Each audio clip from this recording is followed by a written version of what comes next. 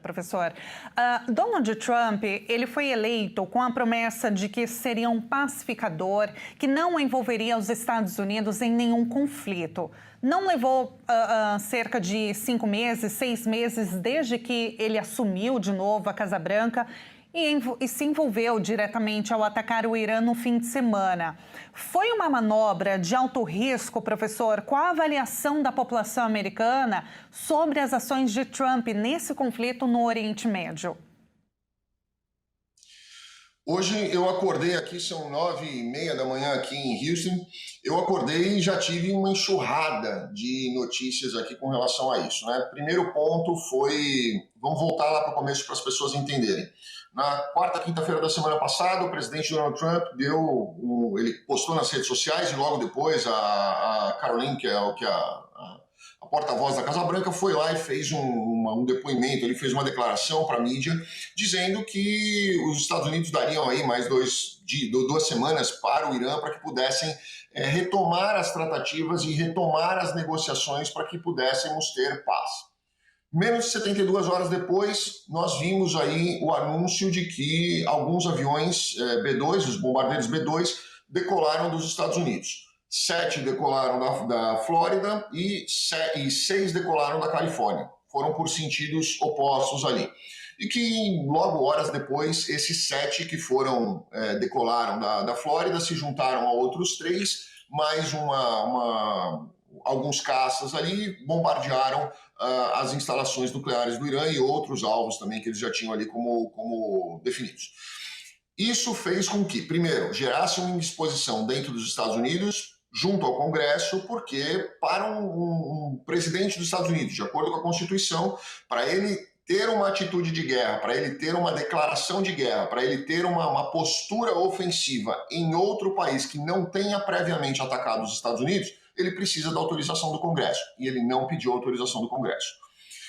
Começou por aí já a indisposição interna nos Estados Unidos. Logo depois, o presidente Donald Trump postou nas redes sociais, dizendo, olha, foi um sucesso, foi tudo certo, já estamos com um acordo de paz, tudo certo, tudo combinado entre Israel e Irã. Quando eu vi essa postagem, eu achei muito esquisito e comecei a conversar com alguns amigos meus. Por quê? Um dos princípios principais e mais importantes do direito internacional, para você assinar um tratado internacional, é que ambos os países se reconheçam como estados soberanos. E o Irã não reconhece Israel como um estado soberano. Então, se ele não reconhece Israel como um estado soberano, por que eles assinariam um tratado de paz? Né? Ou por que eles aceitariam assinar alguma coisa com um lugar onde eles não reconheçam nem a soberania, nem a existência do Estado de Israel. E foi muito mais rápido do que eu imaginava que houvesse aí a violação a esse acordo. Por isso que o Donald Trump chamou de acordo e não de tratado, porque não vai existir nada assinado por eles, comprometido por eles, principalmente porque o Irã não reconhece Israel como um Estado soberano. E logo depois houve aí essa novidade, né, vamos chamar assim, infelizmente, esse infortúnio do não cessamento aí dos ataques entre um e outro. E hoje de manhã o Donald Trump deu uma declaração muito curiosa e que deixa para a gente muitas interpretações nela, onde ele disse que ele está muito decepcionado com o Irã, ele está muito decepcionado com Israel, mas ele está mais decepcionado com o Netanyahu. E não falou por quê. Mas se nós juntarmos aí as peças do quebra-cabeça, a gente começa a entender o que aconteceu. Donald Trump deu uma previsão de não vou atacar o Irã por 2 semanas para que nós tentemos negociar. Netanyahu, inclusive, falou isso publicamente em entrevistas, fez extrema pressão em cima do Donald Trump porque aquele era o momento do ataque. E Donald Trump cedeu a essa pressão do Netanyahu e foi lá e fez o ataque na certeza de que ele poderia levantar uma bandeira depois, dizendo, olha, acabei com a guerra, fiz a paz. Netanyahu eram as armas nucleares que estavam incomodando Israel, eu acabei com elas. Teremos paz, eu virei herói. Quando, na verdade, ele se esqueceu que ele estava lidando com uma situação que já existe há séculos. E que a briga entre esses países não vai acabar simplesmente porque o Irã tem arma nuclear ou não tem arma nuclear. Ele vai acabar com um dos 2 estados deixarem de existir dentro do planeta Terra. Esse é um problema muito maior do que o Donald Trump imaginava e ele acreditou que o Netanyahu cumpriria a palavra dele, quando na verdade existem outros valores muito maiores do que a palavra que possam ser colocados no jogo aí e que têm um peso muito maior na região. Agora, professor, diante desse ataque dos Estados Unidos, parlamentares americanos até mesmo levantaram a hipótese de um impeachment, né, contra o presidente Donald Trump. Como que está essa situação? O que essa ação, ela configura, de fato, o impeachment de Trump? Ou isso não deve acontecer, não há nenhuma possibilidade? É mais realmente uma tentativa dos democratas de tirá-lo do poder? Não, nós temos aí, inclusive, 2 senadores republicanos, um deles é o senador do Kentucky, que vem sendo extremamente crítico a essas ações do Donald Trump, e ele deu uma entrevista anteontem, dizendo que ele seria favorável ao impeachment. Agora, se isso vai acontecer, eu acho pouco provável, porque, primeiro, nós precisamos passar o impeachment na casa, né, na Câmara e depois no Senado.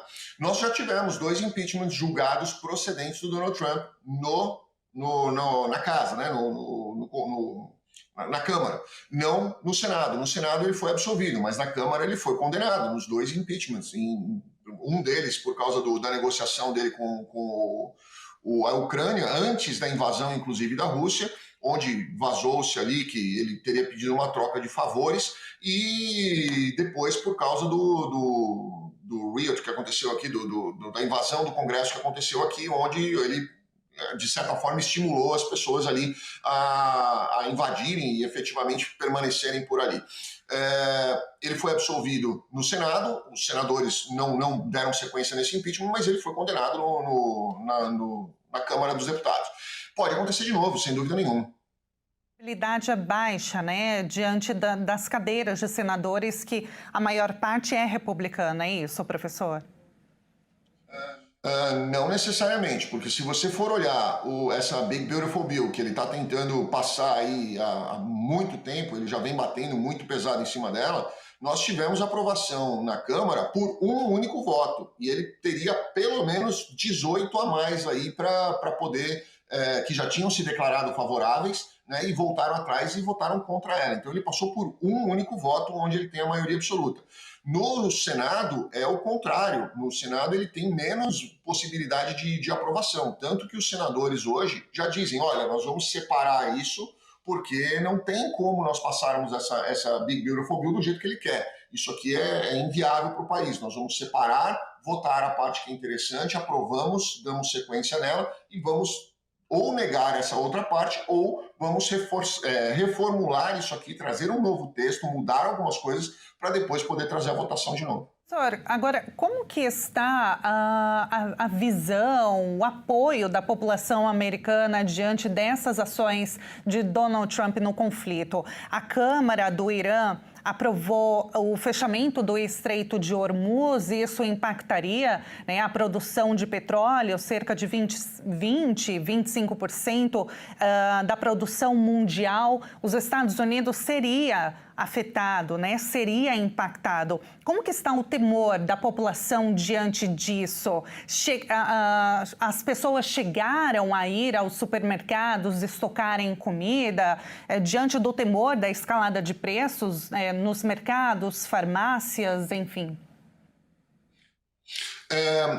A avaliação do Donald Trump, ele vem tentando de todas as formas manter a popularidade dele, né? Mas ele tem a base ali dele, que são 38% dos eleitores, que se mantêm fiéis a eles. Os demais, nós vemos muitas críticas e até pessoas que foram apoiadores do Donald Trump voltando atrás e se declarando contra essas atitudes dele, principalmente com relação às tarifas e o bombardeio no Irã, que os Estados Unidos não deveriam se meter, até porque a proposta inicial do Donald Trump era America First. Então, quer dizer, qual era o interesse dos Estados Unidos em bombardear uma instalação nuclear no Irã? Nenhum. Era o interesse dos parceiros dos Estados Unidos e não dos Estados Unidos. Então, aí não é America First. É o que os outros presidentes já vinham fazendo, como a defesa de Israel como a defesa da Ucrânia, como a defesa de muitos outros territórios que acabaram sendo protegidos aí pelos Estados Unidos. Então, ele já fugiu daquela ideia inicial do American First. Mas o que nos preocupa muito aqui não é a macroguerra, né? É a microguerra. Essa é o que mais preocupa as pessoas. E quando você fala em microguerra, você fala em fechamento do Estreito de Hormuz, onde nós temos aí de 20% a 25% de passagem de petróleo oficial, né? Mas lembra, nós temos países ali, como o próprio Irã, que tem embargos. Então, o que passa do Irã é não oficial e que vai para a China, que vai para a Rússia, alguns outros produtos, como, por exemplo, os próprios drones. Então, nós temos saída e escoamento por ali de vários outros produtos de forma não oficial. Mas só de petróleo, estima-se que são mais de 30% do petróleo mundial que passa por ali, entre o oficial e o não oficial, porque ele tem embargo, então ele não pode declarar que ele está vendendo isso. E o que preocupa dessa microguerra não é também só a questão da política de preços, onde a gente vai sentir o valor na bomba do posto de gasolina, ou no arroz ou feijão no mercado, ou no consumo que a gente vai fazer. O que nos preocupa é que se você entrar agora no site do DHS, neste minuto, você vai ver um alerta de terrorismo ali para as principais capitais dos Estados Unidos, inclusive Houston, onde eu estou. Por quê? Eles imaginam que quando houve um ataque dentro desses países que são aí de radicalismo islâmico, eles têm células espalhadas pelo mundo inteiro. E você pode ter um ataque de um lobo solitário, ou você pode ter ataque de uma dessas células, ou você pode ter ataque de alguma outra forma que acaba atingindo a população, que não tem nada a ver com isso. E se nós voltarmos no tempo para o 11 de setembro, o fatídico 11 de setembro, as pessoas que sequestraram os aviões, roubaram os aviões e miraram os aviões nas torres e também ali no Pentágono, eles tinham visto de estudante emitido por um consulado americano. Eles estavam legalmente dentro dos Estados Unidos como estudantes, mas fazendo aí parte de uma célula terrorista. Isso é o que mais preocupa. Professor, olha, a gente espera, né, que isso não aconteça, claro. Hoje tem a cúpula da OTAN, começa a cúpula da OTAN, que vai até amanhã. A gente vai acompanhando todos os desdobramentos, o posicionamento do presidente Donald Trump, é uma grande expectativa. Professor, muito obrigada por aceitar o nosso convite. Eu espero falar contigo em breve para trazer sempre a sua análise presencialmente, né, você direto dos Estados Unidos. Foi um prazer te ouvir. Até uma próxima. Muitíssimo obrigado pelo convite. É um prazer imenso estar aqui com vocês. Obrigada, professor. Um ótimo